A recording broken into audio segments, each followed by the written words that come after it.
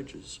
I think so. I'm going to quickly go to Professor Bell because my time is running up. Professor Bell, Well, you've very got one concerned. more, Senator Henderson, and then I'll take the call. Very concerned to learn that a student who conveyed her unconditional support for Hamas, you gave me these assurances that Senate estimates have been expelled.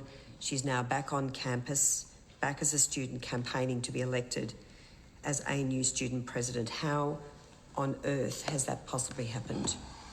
So, Senator, you will remember from our exchanges about the set estimates that a couple of things are the case.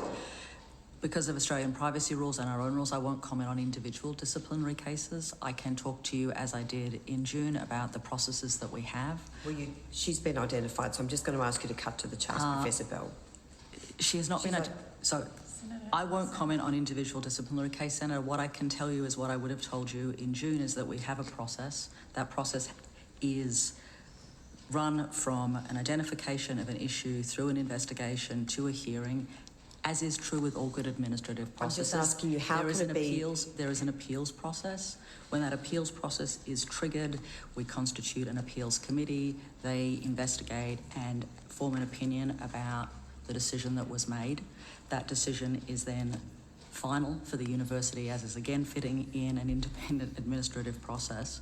And so it is the case that we will have disciplinary cases where there is an appeal, and one of the consequences of that appeal could be an overturning of the original decision. So how is it acceptable for a student who conveyed unconditional support for Hamas in a radio interview, which brought your university into disrepute, is permitted to continue as a student and is now running for the presidency of the ANU Students Association? How is that acceptable? Senator, I can't and I won't comment on individual disciplinary cases. What I can also tell you about our student association, which, like many of my colleagues, we have a long and venerable tradition of having a student association. They have an electoral process that sits inside their policy suite and regulations. It is managed appropriately, and many different people choose to run for political office inside that.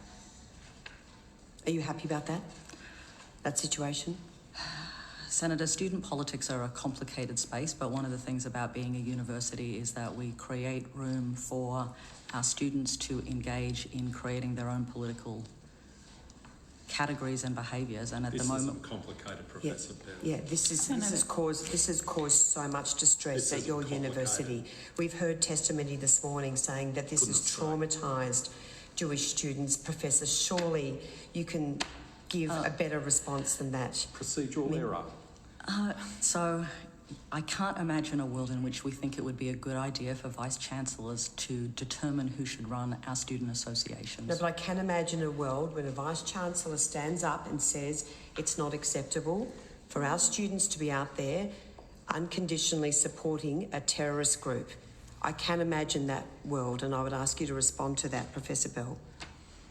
Senator, we have a set of academic freedoms and freedom of speech that sit at our university. We operate inside a legal construct from Australia. We have a disciplinary code of conduct. So you're justifying this on academic freedom of speech grounds? Last question. Is that right? Are you justifying the presence of this student now running to be the ANU Student Association president? Is that a freedom of speech issue that you are saying justifies Senator, this? As is true with many of my colleagues who run universities, we are places where we have and firmly support the notion of academic freedom. Wow. We also have a code of conduct and disciplinary rules, and when those rules are violated, we pursue them. I hope she doesn't win. Thank you. Thanks, Senator Henderson.